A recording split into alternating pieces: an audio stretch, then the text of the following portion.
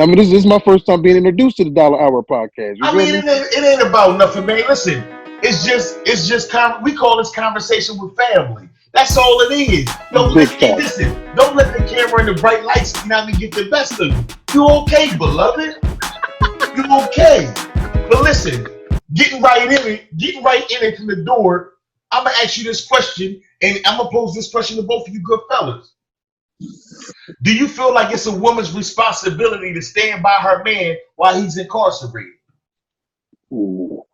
Let's go in right then and there. And the reason why, and listen, let me give you some context to the situation. The reason why I say that is, right, I got a good friend of mine that's down, doing 26 right now. His lady friend, she been holding it down, playing the role she got to play, doing there, money orders, visits, collect calls and the whole nine, but she now has went astray. And I'm hearing other people speak on behalf of the situation, saying that she doing this now, and she doing that now, and she not right, she not right. On the other hand, I'm giving her the utmost props because I feel like because she dedicated 8 years, in hopes that, she wants to be here for her husband. I think that she wasn't getting the credit that she truly deserves for even putting 8 in. Because I know a lot of people, as soon as the judge say whatever number he gonna say, she out the door. So at the same time, I wanted to see, but on the flip side, I know how I've always felt about it. I never felt like, damn, if this happened to me or that happened to me, my feeling was my baby better not go nowhere. She better hold me there. All this work I put in and everything I gave us and everything I did for us. She can't leave me. But at the same time, I don't know if it is that I'm getting older or I'm getting wiser, that I'm actually looking at it from a different perspective, saying, damn, you know what? We as men put ourselves in these positions, and why should other people have to, sacrifice their lives, their happiness, and their this and that, if that's not what they want to do. Now, if that's what they want to do, that's what they want to do. But if it's not, I feel like it's cool. You got to credit the person for whatever good they've done during the whole situation. How do you good fellas feel about that topic?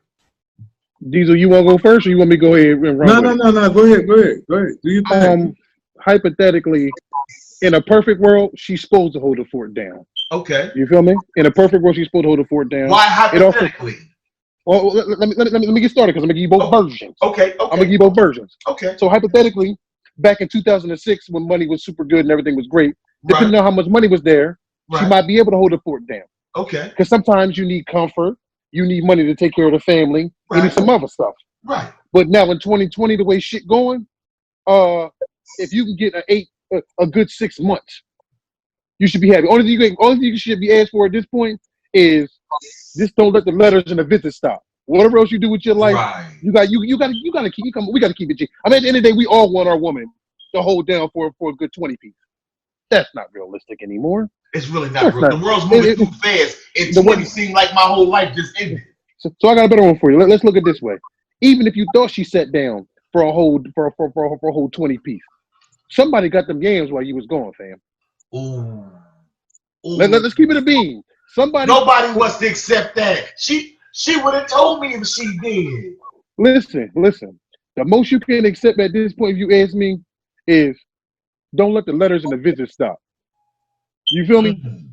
Don't let the letters and the visits. So you look at it pretty much like I do. You can't fault a woman. You got to credit a woman for whatever time she put into the investment. But at the same time, let's come to an understanding.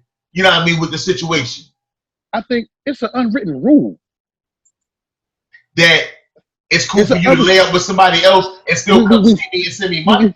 It's not supposed to be spoken. It's not supposed to be spoken upon. Now, if he did things right, so let's look at it this way, and this is just my opinion. You know what I mean? Okay. So I don't even know if a joker can leave 20 years worth of money depending on the lifestyle. You feel me? Right. Depending on what status you was at. You feel me? So the problem is everything's good while the money is good.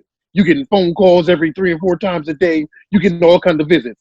Once we fall short, when the bread gets wrong, other things start happening. Don't you think? You know what that might be it. Good brother Diesel, how you feel? Please come on in. Give us your insight on the subject matter. I feel like kind of piggybacking off what Lo said. if you get a couple years out of it, just for real, when you go down like that, the best thing you could do is, if you marry, you would like it in a perfect world to be there for you and the marriage still continue and just going and like he said, that shit yams. But at the end of the day, 20 years or 28 years is kind of being very, very selfish to ask somebody to do it. Now, if she wants to do it, that's on her. Right. But if she chooses not to do it, you can't really fault her for that. Only thing you can fault her for is if you guys had a great relationship before you fell, meaning before you got incarcerated, right, then the only thing you could really say is just be my friend, baby. Just be my, like he said, keep the visits coming. Please pick up the phone. Send me a couple of hours when you can. And don't leave me in here stranded as long as you're living on this face of the earth. The only bad part about that is if she gets committed to another man, that man is not going to want her to come up there and send money and answer the phone and do all these other things. It had to be a special kind of guy. And she can't get attached to that guy because at the end of the day, if she does, all that's going to stop for your black ass. Wow. Yo, I got a devil's advocate right quick. Speak on it. What happens? This is for you, Brother Diesel, and you absolutely right. So what happens when that 20 turns into a 7 or 8 piece? Forget the stipulations. Is she supposed to give up her relationship? She jump back in because that's what normally happens, right? She's got to cut the new nigga off. I got to go back to my baby. You didn't know. That's usually the number one rule, ain't it?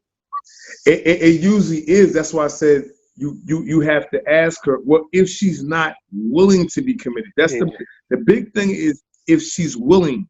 You can't force her to do anything. So it depends on what kind of woman you have. Is she the kind of woman that just can run around and just get smashed? And is she the type of woman that can run around and just get smashed? I mean,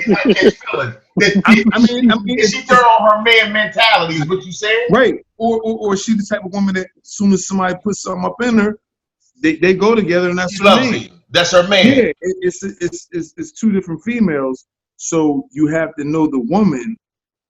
And a lot of women, especially when they get of a certain age, don't want to just get smashed and that be the end of it because that guy can just smash and then he can go on about his business and now she's out of a smash.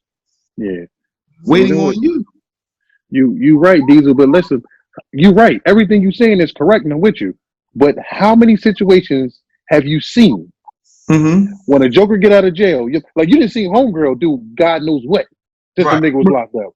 Listen, 90 days come, she start to get her shit together, don't she? Yeah. Yeah. She find a reason to break up with this nigga, and I gotta clean the clip, I gotta do all this, and all you can do is if you get out of jail, you think your baby's been doing right, and she ain't been shit.